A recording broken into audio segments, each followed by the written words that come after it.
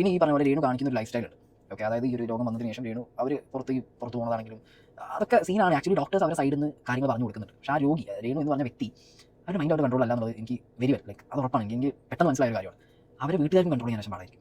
Okay, അവരൊരു നയത്തിലെ കൊണ്ടുപോകാൻ പറ്റും. അത് പ്ലീസ് അണ്ടർസ്റ്റാൻഡ്. അവർ വന്ന് കാണിക്കുന്ന കാര്യങ്ങളോ പറയുന്ന കാര്യങ്ങളിലോ പ്രത്യേകിച്ച് അവർക്ക് ഒരു തരത്തിലും ഒരു എന്താ പറയുക കൺട്രോൾ ഇല്ലാത്തൊരവസ്ഥയ്ക്ക് അവർ പോവുകയും മനുഷ്യൻ 32 കിലോ ആയിട്ടുണ്ട്. ജീവിതം മുന്നോട്ട് കിട്ടില്ല എന്നുള്ളത് ഉറപ്പില്ല. കിട്ടിയാൽ തന്നെ എത്ര കാലം എന്നുള്ളത് അറിയില്ല. ഇനി എന്ത് ചെയ്യുന്ന അവസ്ഥയില്ല. അങ്ങനെയൊക്കെ നിൽക്കുന്ന ഒരു മനുഷ്യൻ പറയുന്ന കാര്യങ്ങളായിട്ട് നിങ്ങൾ കണ്ടാൽ മതി പറഞ്ഞു രേണുവിൻ്റെ. മനസ്സിലായോ? ആ സെൻസ് എടുത്ത് വിട്ടാൽ മതി. അവർ സർവൈവ് ചെയ്ത് വരട്ടെ.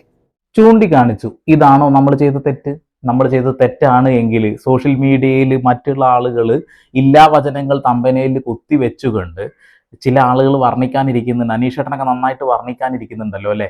എന്നാൽ അദ്ദേഹത്തിന് സത്യസന്ധമായിട്ട് ഇന്നതാണ് സംഭവം എന്ന് തമ്പനയിൽ വെച്ചുകൂടെ? വെക്കില്ല. നെഗറ്റീവ് വെച്ചതിന് ശേഷമാണ് അകത്തേക്ക് കയറ്റുന്നത്. എന്നാൽ എൻ്റെ വീഡിയോസ് ഒന്ന് പരിശോധിച്ച് നോക്കിയാൽ വ്യക്തമായിട്ട് എന്താണ് സംഭവിച്ചത് അത് ഞാൻ കൃത്യമായി ആഡ് ചെയ്തിട്ടുണ്ട്. നമ്മൾ മിസ്ലീഡിംഗ് ഒക്കെ ചെയ്യാറുണ്ട്, ഇല്ല എന്നൊന്നും പറയുന്നില്ല. പക്ഷേ ഈ വിഷയത്തിൽ എൻ്റെ വീഡിയോ നിങ്ങളൊന്ന് പരിശോധിക്കണം കേട്ടോ. പിന്നെ മറ്റൊരു കാര്യം, എൻ്റെ വീഡിയോയിലൂടെ വലിയൊരു അവയർനെസ് ഞാൻ കൊടുത്തിട്ടുണ്ട്.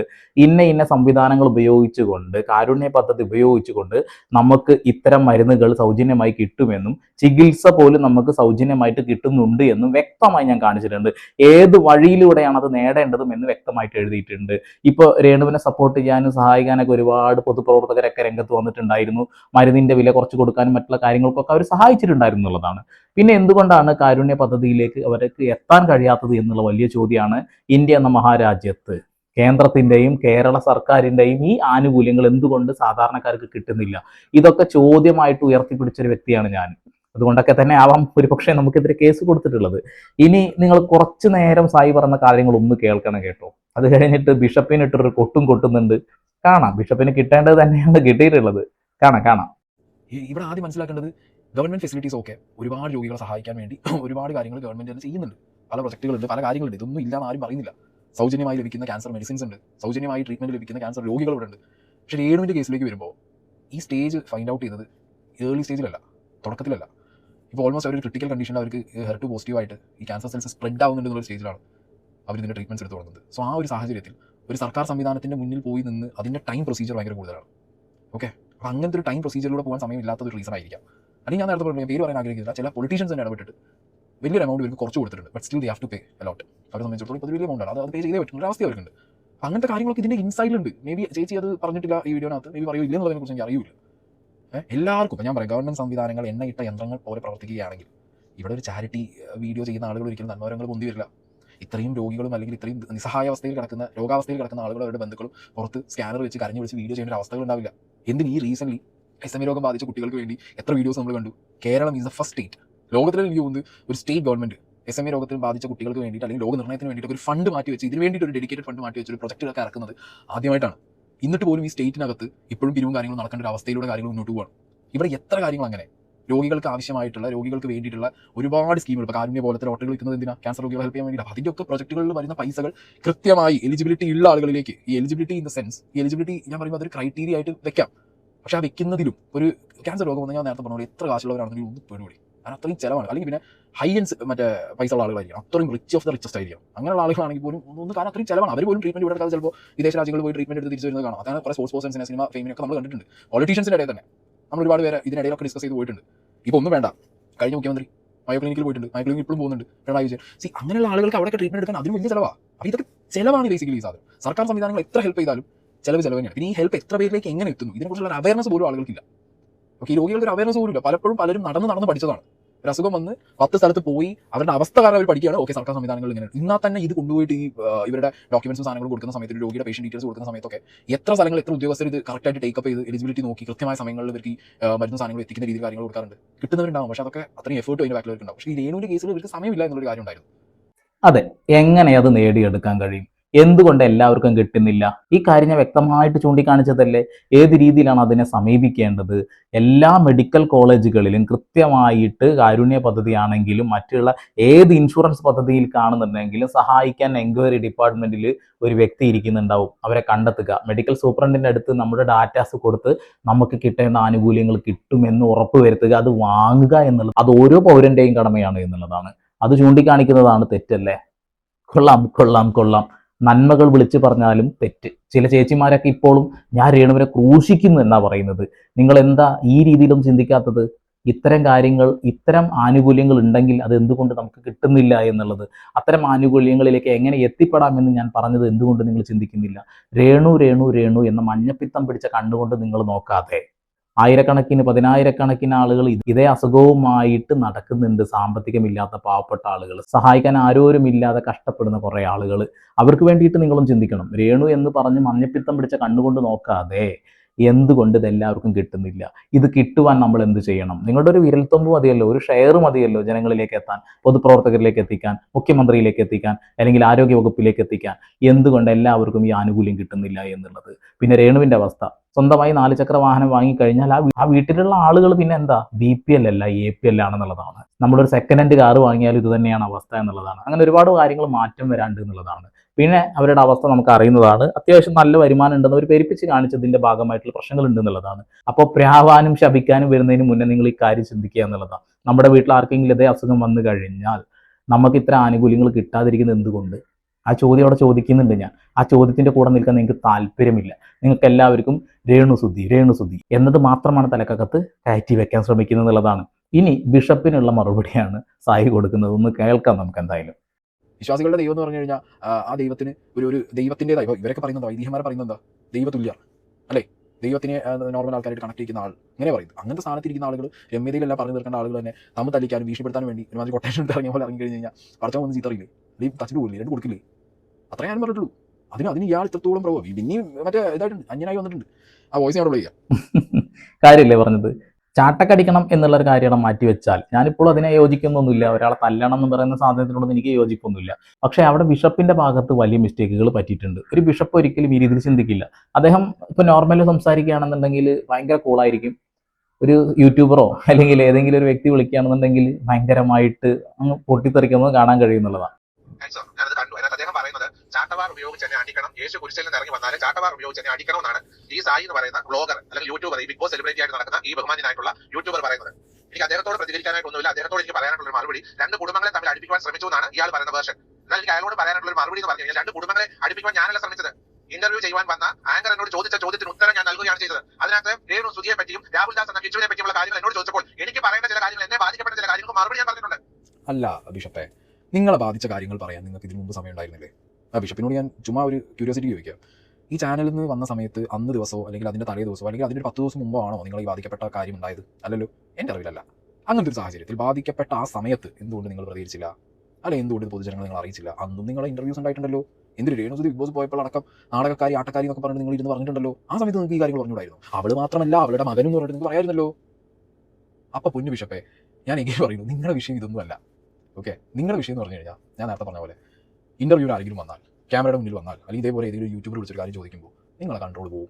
നിങ്ങൾ ബിഷപ്പ് എന്നുള്ളതൊക്കെ മറന്നിട്ട് എന്തെങ്കിലും ഒരു വയർ ലൈറ്റ് എടുത്തിടണമല്ലോ, അങ്ങോട്ട് മറ്റേ വെളിച്ചപ്പാട് വാളും കൊണ്ട് തുള്ളണ പോലെ ചാടി കൊണ്ട് ഇറങ്ങും. നിങ്ങളുടെ ബോഡി ലാംഗ്വേജ് മാറും, നിങ്ങളുടെ ടോൺ, സംസാരത്തിൻ്റെ ടോൺ മാറും. ബിഷപ്പ് എന്നുള്ളതേ നിങ്ങൾ മറന്നു പോകും.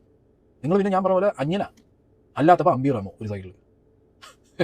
അപ്പോൾ എന്താണെങ്കിലും ഇങ്ങനെ ഞാൻ പറഞ്ഞില്ല, ഇത് അമ്മയും മകനും തമ്മിലുള്ള അടി തീർക്കുക എന്നുള്ളത് നിങ്ങളുടെ ബാധ്യതയോ അല്ലെങ്കിൽ നിങ്ങളുടെ കടമയാണോ എന്ന് വെച്ച് കഴിഞ്ഞാൽ കടമയായിരിക്കാം. കാരണം നിങ്ങളൊരു ബിഷപ്പാണ്, ഈ ഫാമിലി അറിയുന്ന ഒരാളാണ്. അമ്മയും മക്കളും തമ്മിലുള്ള പ്രശ്നം അതൊരു ബിഷപ്പിൻ്റെ കടമ തന്നെയാണ്, അല്ലെങ്കിൽ ഒരു വൈദികൻ്റെ കടമയാണ്. അങ്ങനെ ഒരു വിഷയം വീട്ടിലുണ്ടെങ്കിൽ തീർക്കുക എന്നുള്ളത്. കാരണം അവർ വിശ്വാസികളാണ്, നിങ്ങൾ ആ വിശ്വാസത്തിന് വേണ്ടി നിൽക്കുന്ന ഒരാളാണ്. പക്ഷേ ഇതെങ്കിലും നിങ്ങൾ എന്താ പറയുക, ഞാൻ അനുഭവിച്ചു. യേശു എന്തിനാണ് പഠിപ്പിച്ചിട്ടുള്ളത്? യേശുവിൻ്റെ കുഞ്ഞാടുകളായിട്ട് ജീവിക്കുന്നവർ എങ്ങനെ ജീവിക്കണം?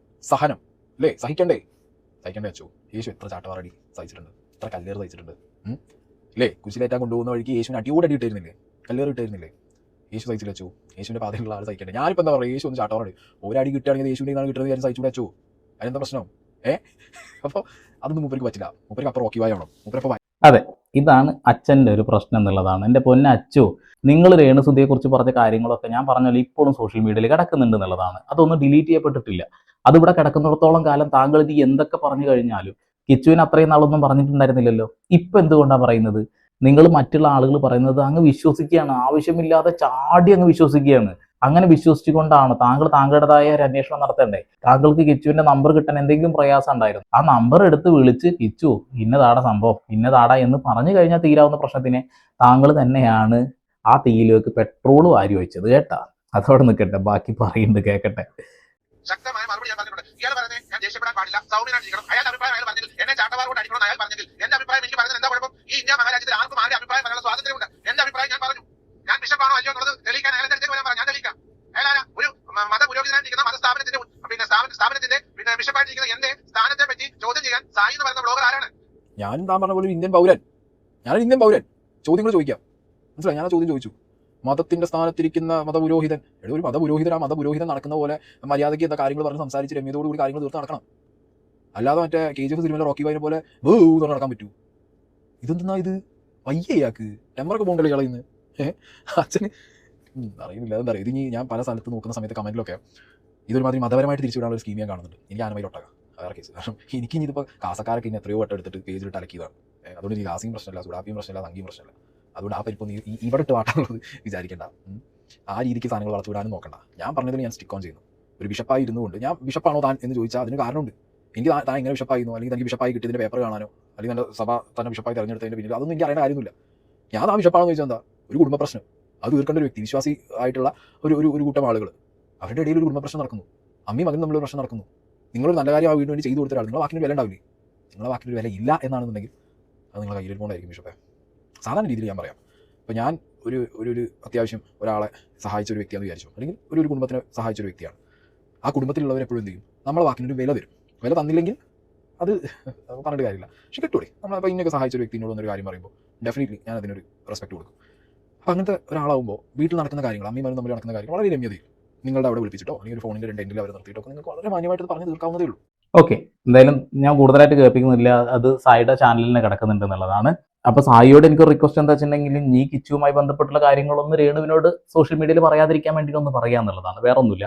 പിന്നെ അതൊരു മതപ്രശ്നമാക്കി പറഞ്ഞത് ആദ്യമായിട്ട് അനീഷ് ബ്ലോഗ് എന്ന് പറയുന്ന വ്യക്തിയാണ്. ഞാനത് കണ്ടപ്പോൾ അമ്പരന്ന് പോയി എന്നുള്ളതാണ്. ഇതൊന്നും ആ രീതിയിൽ കൊണ്ടുപോകേണ്ട കാര്യം പോലും ഇല്ല എന്നുള്ളതാണ്. ബിഷപ്പിന്റെ ഭാഗത്ത് നല്ല മിസ്റ്റേക്കുകൾ പറ്റിയിട്ടുണ്ട്. ആരാണ് ബിഷപ്പിന് ഈ വിഷയത്തിൽ സപ്പോർട്ട് ചെയ്യുക? ഒരിക്കലും ഇല്ല. രമ്യമായി പരിഹരിക്കേണ്ട ഒരു വിഷയത്തിനെ വളരെ മോശപ്പെട്ട രീതിയിലേക്ക് ആക്കിയെടുത്തു എന്നുള്ളതാണ്. രേണുവിന്റെ ഭാഗത്തുണ്ട്. രേണു പറഞ്ഞ വാക്കിലും കിച്ചുവിനെ ഋതപ്പൻ ചേട്ടനായിട്ട് കണ്ടു. അതിനെ കൊണ്ട് പറയിപ്പിക്കരുത് എന്നൊക്കെ പറയുമ്പോൾ അതിന്റെ അപ്പുറത്തേക്ക് എന്തൊക്കെ ഉണ്ട് എന്ന് ഞാൻ എൻ്റെ നാക്കുകൊണ്ട് ഇതുവരെ പറഞ്ഞിട്ടില്ല. പക്ഷെ കുറെ ആളുകൾ പറയുന്ന വീഡിയോസൊക്കെ ഞാൻ ഇഷ്ടംപോലെ കണ്ടിട്ടുണ്ട് എന്നുള്ളതാണ്. ദയവ് ചെയ്ത് രേണു, നിങ്ങൾ തെറ്റായ സന്ദേശങ്ങൾ ദയവ് ചെയ്ത് കൊടുക്കാതിരിക്കുക. നിങ്ങൾക്ക് കിട്ടുന്ന ഗവൺമെന്റിന്റെ ആനുകൂല്യങ്ങളോ അല്ലാതെ കിട്ടുന്ന കാര്യങ്ങളോ വെച്ച് നിങ്ങൾ ചികിത്സ മുന്നോട്ട് കൊണ്ടുപോകുക. നിങ്ങളുടെ അസുഖം മാറട്ടെ, ഞങ്ങൾ എല്ലാവരും പ്രാർത്ഥിക്കുന്നുണ്ട്. ഈ വാക്കുകൾ ഞാൻ എല്ലാ വീഡിയോയിലും പറയുന്നതാണ്. പ്രാർത്ഥിക്കണം രേണുവിന് വേണ്ടി എന്നുള്ളത്. അതിനപ്പുറത്തേക്ക് നമുക്കൊന്നും ചെയ്യാനില്ല എന്നുള്ളത്. കൂട്ടത്തിൽ പാവപ്പെട്ട ആരോരും ഇല്ലാത്ത ആളുകളെ സഹായിക്കാൻ ഒരു ഷെയറെങ്കിലും ചെയ്യാൻ വേണ്ടിയിട്ട് ഞാൻ പലപ്പോഴും പറയാറുണ്ട് എന്നുള്ളതാണ്. എന്നിട്ടും ഞാൻ പറഞ്ഞ വാക്കുകൾ മാത്രം സത്യസന്ധമായിട്ട് തമ്പനയിലും വെച്ചു, സത്യസന്ധമായിട്ട് ഡാറ്റ വെച്ച് വീഡിയോ ചെയ്ത എനിക്കെതിരെയാണ് രേണുവിന് കലിപ്പ് വന്നത്. അനീഷൊക്കെ എത്ര നാളായിട്ട് താങ്കളെ എന്തൊക്കെ പറഞ്ഞു എന്നൊന്ന് നോക്കണം കേട്ടോ. ബിഷപ്പ് ഒന്ന് പോയിട്ട് നോക്കി. പിന്നെ കുറെ ആളുകളുണ്ട് അതേപോലെ ചെയ്യുന്ന ആളുകൾ, അതൊക്കെ ഒന്ന് പോയി നോക്കണം. രേണുവിനെ നോക്കണ്ട. രേണു എന്തായാലും റെസ്റ്റും കാര്യങ്ങളൊക്കെ ആയിട്ട് കിടക്കുകയാണെന്നാണ് പറയുന്നത്. നല്ല കാര്യം, പ്രാർത്ഥനയിൽ മുഴുകുക, നല്ല മെഡിസിൻ എടുക്കുക, സമാധാനത്തോടു കൂടി ഇരിക്കുക, സോഷ്യൽ മീഡിയ എന്ന് മാറി നിൽക്കുക. എല്ലാ പ്രശ്നങ്ങൾക്കും പരിഹാരം ഉണ്ടാവും, ഒരു കുഴപ്പവും ഉണ്ടാവില്ല. ഇത്രയും നാൾ സപ്പോർട്ട് ചെയ്തിരുന്ന ആളുകളൊക്കെ നെഗറ്റീവായ ആളുകൾ സപ്പോർട്ടായിട്ട് വന്നിട്ടുണ്ട്. നല്ല കാര്യമാണ്. നെഗറ്റീവും പോസിറ്റീവും ഒക്കെ മാറി മാറി സോഷ്യൽ മീഡിയയിൽ വരും. പ്രാവുന്ന ആളുകളും ശപിക്കുന്ന ആളുകളെയും നമുക്ക് മാറി മാറി കാണാൻ കഴിയും എന്നുള്ളതാണ്. എന്തെങ്കിലും വലിയ തെറ്റ് ചെയ്തിട്ട് നമുക്കൊരു അസുഖം വന്നു കഴിഞ്ഞാൽ നമ്മൾ പുണ്യാളനാക്കുന്ന ആളുകളും വരാറുണ്ട് ഈ സമൂഹത്തിൽ എന്നുള്ളതാണ്. വേറെ ഒന്നും എനിക്ക് കൂടുതലായിട്ടൊന്നും പറയുന്നില്ല. സായി പറഞ്ഞ കാര്യങ്ങൾ പക്കയാണ് എന്നുള്ളതാണ്. സായി പറഞ്ഞതുപോലെ തന്നെ രേണുവിന് പല കാര്യങ്ങളും എന്താ പറയുക, ഡോക്ടർ പറഞ്ഞിട്ടും കേൾക്കാൻ താല്പര്യമില്ല എന്ന് ഞങ്ങൾക്ക് മനസ്സിലായി എന്നുള്ളതാണ്. അപ്പോൾ പിക്കിലൈനുള്ള ആട്ടിക്കളി, ഇതൊക്കെ സമൂഹത്തിന് എന്ത് സന്ദേശമാണ് നൽകുന്നത്? പിന്നെ ക്യാൻസർ പേഷ്യൻ്റ് ആണ് ഞാൻ, 2 ലക്ഷമാണ് എനിക്ക് ചെലവ് വരുന്നത്, എനിക്ക് HER2 പോസിറ്റീവ് ആണെന്ന് വാക്ക് പറയാതെ അത് പറഞ്ഞതുകൊണ്ടാണ് ഒരുപാട് ആളുകൾ ഈ വിഷയത്തിൽ രംഗത്ത് വന്നതും ഒരുപാട് ക്യാൻസർ പേഷ്യൻസ് ശബ്ദ സന്ദേശങ്ങൾ അയച്ചതും അവരിപ്പോഴും അവരുടെ നിലപാടിൽ ഉറച്ചു നിൽക്കുന്നു. രേണു പറഞ്ഞ വാക്കുകളിൽ ഇന്ന കാര്യം ഉണ്ടായിരുന്നില്ല എന്നുള്ളതാണ്. പിന്നെ മെഡിക്കൽ കോളേജിൽ നിന്നും ഫ്രീ ആയിട്ട് മരുന്ന് കിട്ടിയ ആളുകളും ഇപ്പോൾ നമ്മളെ ബന്ധപ്പെട്ടുകൊണ്ടിരിക്കുന്നുണ്ട്. ഇപ്പൊ താങ്കൾ ഉപയോഗിക്കുന്ന ഇതേ മരുന്നിന് തന്നെ ഇപ്പൊ 2 ലക്ഷത്തിന് മുകളിലാണെന്ന് പറയുന്നില്ലേ, അത് 50,000-നകത്തും കിട്ടുന്ന മരുന്നുകളുണ്ട് എന്നൊക്കെ പറയുന്ന ശബ്ദ സന്ദേശങ്ങളും വീഡിയോസും സോഷ്യൽ മീഡിയയിൽ ഇപ്പോൾ കിടന്ന് കളിക്കുന്നുണ്ട് എന്നുള്ളതാണ്. ഓക്കെ, ഞാൻ കൂടുതലായിട്ടൊന്നും പറയുന്നില്ല. രേണു സുധിച്ചേട്ടനും ചേർന്നുകൊണ്ട് ഏതോ ഒരു ക്യാൻസർ പേഷ്യന്റിനെ എത്രയോ രൂപ പറ്റിച്ചു എന്നുള്ള ഒരു വീഡിയോ ഒക്കെ ഇവിടെ കിടന്ന് കളിക്കുന്നുണ്ട്. ഞാൻ അതുപോലെ റിയാക്ട് ചെയ്യുന്നില്ല. കാരണം എന്താ വെച്ചിട്ടുണ്ടെങ്കിൽ ഇതുമായി ബന്ധപ്പെട്ടുള്ള കാര്യങ്ങൾ മാത്രം മതി ഇനി ചെയ്യൽ എന്നാണ് ഞാൻ കരുതുന്നത്. അതിൽ കൂടുതലായിട്ട് ചെയ്യണം എന്ന് ആഗ്രഹിക്കുന്നില്ല. കാരണം വിധവയെയും രോഗിയായ ഒരു വ്യക്തിയൊക്കെ ഞാൻ ഇങ്ങനെ നിരന്തരം വലിച്ചു കീറുന്ന പറയുന്നത് വിത്ത് എവിഡൻസ് പറയുന്നത് കൊണ്ട് അവർക്ക് പൊള്ളുന്നു. വെറുതെ നാക്കിട്ടടിക്കുന്ന ആളുകൾക്കൊക്കെ സപ്പോർട്ടും കൊടുക്കുന്നുണ്ട് അവർ. കൊള്ളാം. വീണ്ടും പുതിയ വാർത്താവിശേഷങ്ങളുമായി സന്ദീപ് എടപ്പാൾ സൈനിങ് ഓഫ്.